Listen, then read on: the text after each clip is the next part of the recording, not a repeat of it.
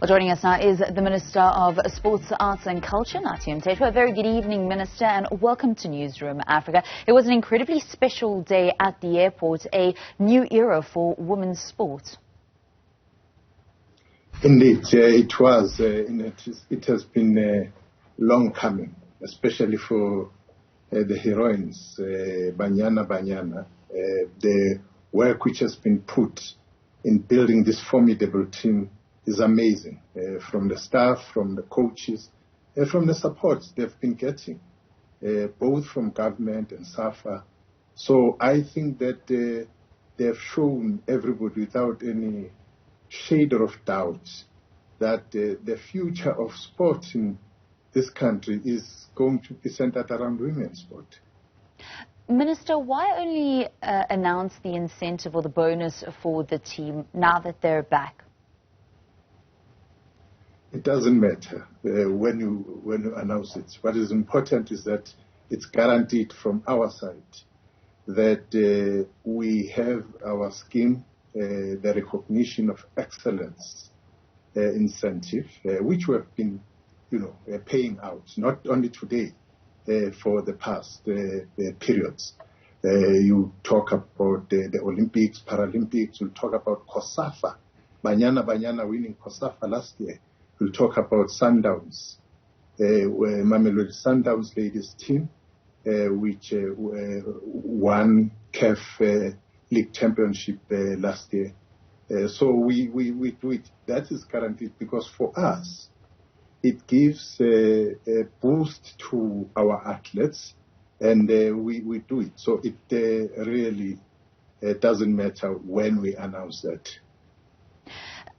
There is, however, something to be said about the fact that the athletes, whether they're in a team sport or competing as individuals going to major tournaments, they're not quite sure just how much their bonus will be when they return. We saw what happened last year following the Olympic and the Paralympic Games, and there was a commitment from the department and from SASCOC to create a framework so that athletes and those that go out to represent South Africa and are ambassadors of our country at least know how much of a bonus they're actually working towards.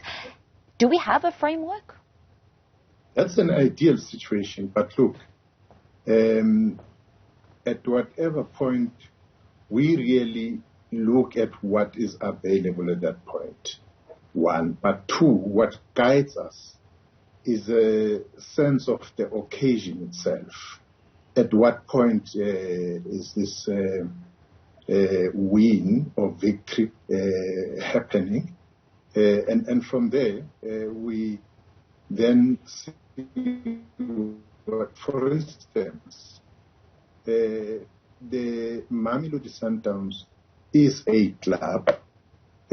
We managed to give R1 million last year, but what is clear is that Banyana Banyana is at the higher level than the club level, and therefore it was not going to, or Banyana Banyana were not going to get less than at the club level as it was.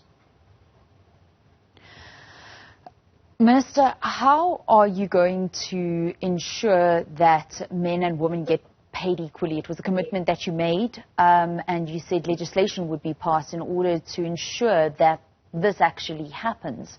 What's the first step in actually making that happen and forcing federations to give men and women the same amounts of money?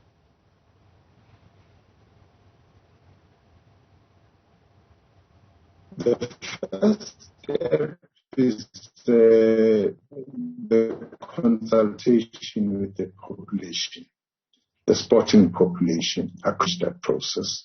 We got feedback at the broader issues of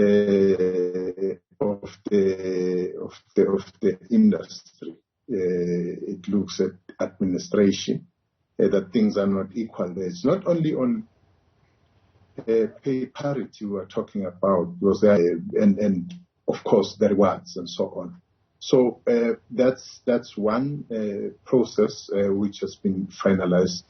The next process would be, because this is a policy, we call it Women in Sport policy, would be getting to the level of Parliament and Cabinet first and then Parliament for endorsement, and then it moves from there. Because once you have it as a country's policy and having interacted with stakeholders, policy of the country is the law of the country.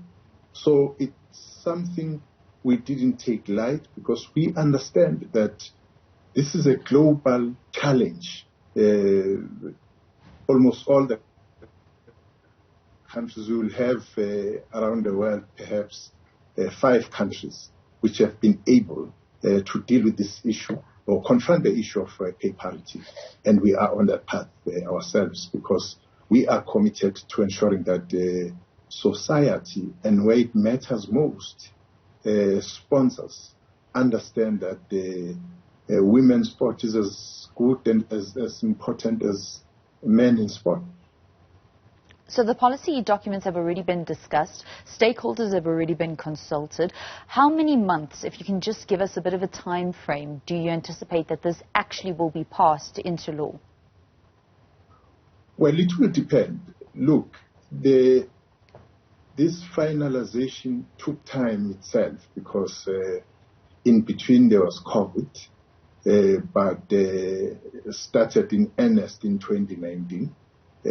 Well, processes of government, I can't sit in here predict, because there's a lot of checks and balances before it's presented to cabinet. It will go to many technical committees, this, that, and the other, and then it comes to government. But I'm very hopeful that by the end of this year we should be, having a new story to tell about this. I can say that on our part, we felt it's important to fast track this process, which, as I said, we did by engaging the stakeholders throughout the provinces.